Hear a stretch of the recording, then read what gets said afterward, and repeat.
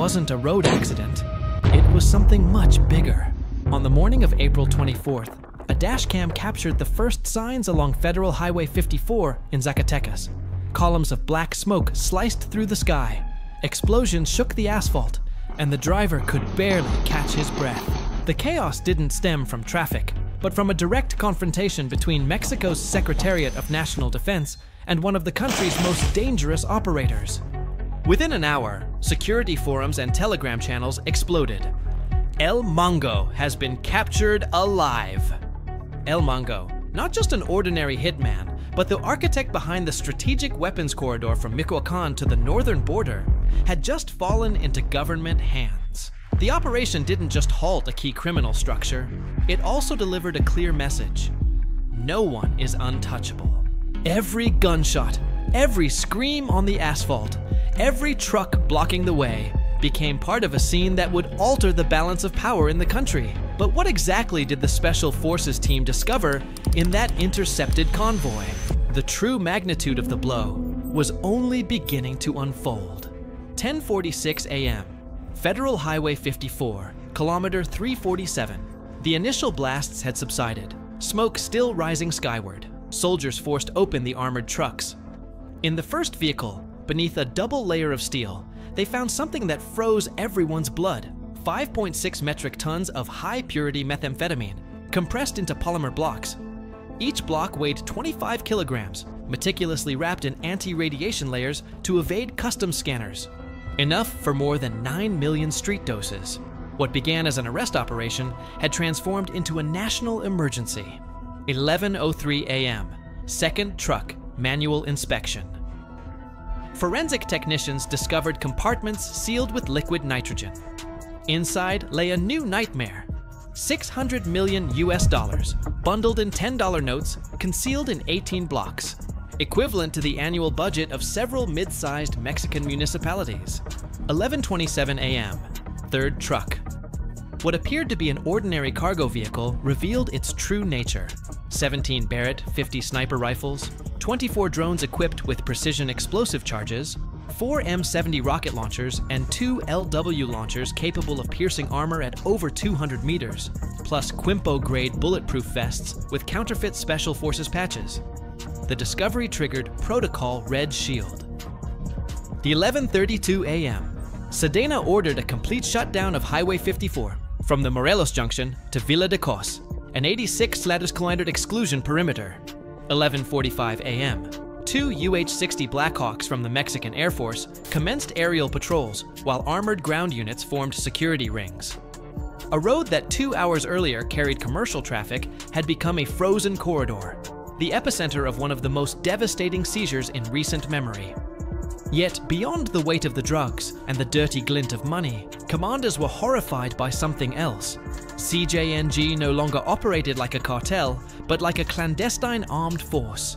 Who had allowed them to build this army under the state's nose? Who in the shadows financed this war machine? Answers, even harsher and more painful, were just beginning to emerge. April 27th, 04:17 a.m. Zacatecas. From the sky, a small Recon 5 drone flagged something unusual. A white Kenworth container truck without plates, moving erratically between Fresnizo and Enrique Estrada. Not an ordinary rig, avoiding checkpoints, taking rural detours, stopping every 2 hours for under 3 minutes, as if recalibrating an escape plan. The alert was immediate. CNI and SEDENA launched discrete tactical surveillance, invisible drones at 400 meters, predictive AI mapping routes and stop times, undercover agents at gas stations and highways. 24 hours later, Fusion Center algorithms detected a pattern. The Kenworth was seeking a clear corridor towards San Luis Potosi and the northern border. The decision was surgical. Do not intercept yet. The prize wasn't the truck, but its occupant. Communications indicated it was a mobile command center. April 23rd, 7:26 p.m. Thermal cameras confirmed high-value target El Mongo inside. The next phase, orchestrate a controlled traffic accident, forcing the convoy to stop without raising suspicions or triggering a shootout. Plan greenlit, 11:43 p.m. 2 civilian armored SUVs would nudge the truck at the Las Animas curve, kilometer 35, Camouflage teams would act within 60 seconds.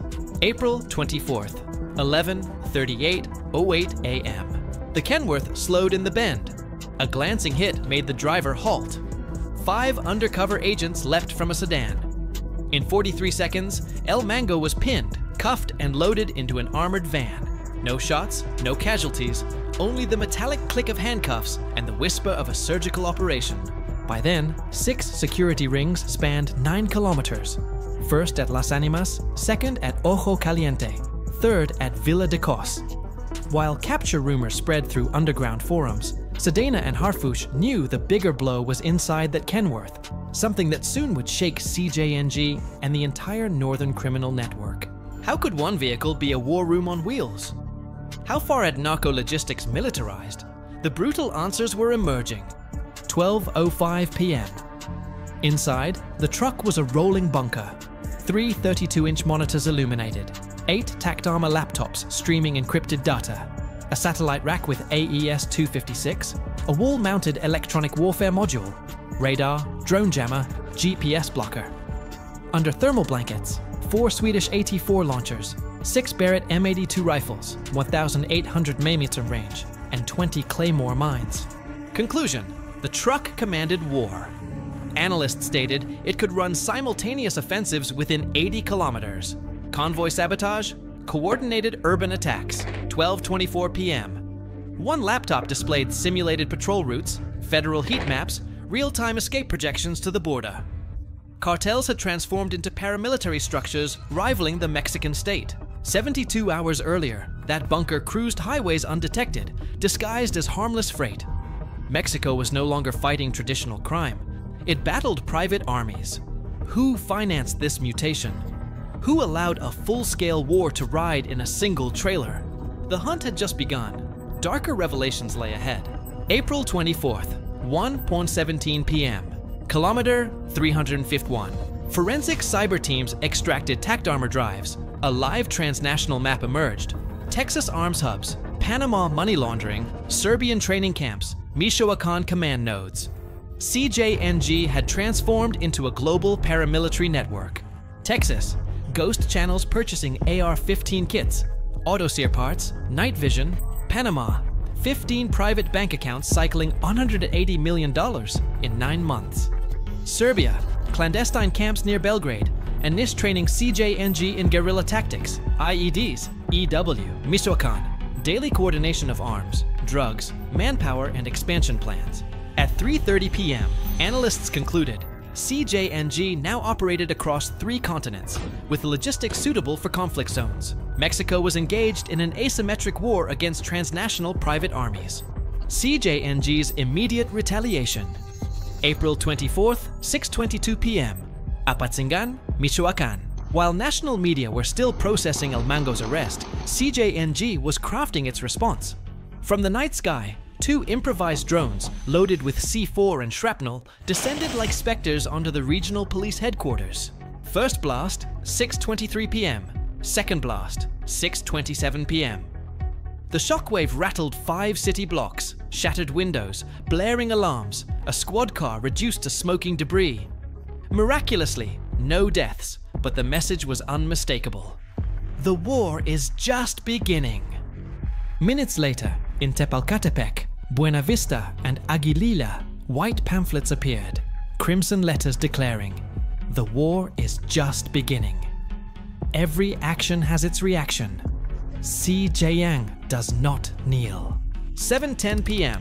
Security status across the Bajío was elevated to level 4. 143 public schools closed in Michoacan and Jalisco. Intercity buses between Apatzingan and Uruapan suspended. Roadblocks established on highways 37D and 14D. La 7:45 p.m. Reports of armed drones over La Piedad, Cotija, and the Zamora Junction.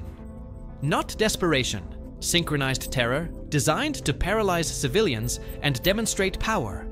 You can capture a man, but not the organization. Yet, as fear spread like wildfire, Harfuch was already devising the counteroffensive that would change the game. Operation Corte Total, April 24th, 10:15 p.m. Zamora, Michoacan. Harfuch relocated his tactical HQ, to an abandoned municipal police building, codename Ammonasser, daybreak. No ceremonies, no bureaucracy, only one directive: neutralize the threat. April 25th, 12:30 a.m. Corte Total launched. 23 logistics hubs geolocated in Apatzingán, Buenavista, Zamora, and Sahuayo. Hermes 450 and IT Hunter MX drones, thermal cameras, microcharges deployed. Objective: asphyxiate the enemy from the sky. Avoid troop exposure and civilian casualties. By 6 de la SM, 12 supply centers destroyed, 4 convoys neutralized before regrouping. Entire Tepel-Catepec-Zamora pipeline severed. 2:45 a.m. Live feeds showed controlled blasts, ammo depots ablaze, illicit comm towers toppled. Intercepted CJNG communications revealed panic. Routes are cut, no reinforcements. We're blind and deaf. For locals, the drone hum now signified state resistance, not menace. Still, Harfuch knew a single strike wouldn't destroy the cartel. Phase 2 had to leave no cable, bullet, or dollar in hostile hands. Domino effect. At dawn, 90% of El Mango's logistics was in ruins. 21 depots neutralized. 14 trafficking routes severed. 50+ liaison operators captured or scattered. In 36 hours, meth, weapons, and cash flow from rural Michoacán to Bajío industrial corridors ground to a halt. Uruapan safe houses were abandoned, half-packed. Apatzingan money couriers froze transfers. Zamora's black arms market fell silent. For the first time in a decade, CJNG supply lines lay strangled without a prolonged ground war. But new intelligence raised a question. Does a wounded monster die or fragment? Fracture into autonomous cells. April 25th, 10:02 a.m. Ammonasser Intel Room. Analysts mapped the aftermath. CJNG was no longer a pyramid, but a constellation of microcells. Agile, brutal, each a mini startup with its own finances, territory, and intelligence network. Harder to eradicate completely, but each fragment now more vulnerable to precise strikes. A dispersed swarm, finally reachable. Mexico faced a rare strategic opportunity. Human relay logistics. April 25th, 1:58 p.m. Cross-referencing Mango laptop metadata uncovered an encrypted satellite echo to Tampa, Florida, near MacDill AFB. The shock wasn't the location, but the method. Human relay logistics. Behavior as signal. A driver pauses exactly 47 seconds at a marker. A courier delivers twin parcels to separate doors. A buyer wires 13.37 USD to a flagged account. Each motion a living data packet, triggering coded instructions. Unbreakable by digital intercept because nothing digital exists, only everyday acts. Warfare had crossed a threshold. Cables can be cut, servers disabled. But a network walking on human legs is invisible to radars, untouchable by algorithms. Civic Resilience Call. A joint SEDENA CNI brief warned. Criminal structures have entered techno-behavioral warfare. Defense now means decoding everyday patterns and closing the social vulnerabilities crime exploits. Schools, universities, and community networks circulated social literacy manuals. Identify behavioral anomalies, report subtle logistics, rebuild neighborhood trust. True security would depend on citizens trained to read their own streets. Because the new war isn't fought solely with weapons, it's waged in minds, routines, and micro-choices of millions. April 26th, 6:30 a.m. Zamora. Dawn light filtered through cracked roofs as analysts presented the final brief. The map of war had changed forever. No clear boundaries remain. Mexico versus US, peace versus conflict.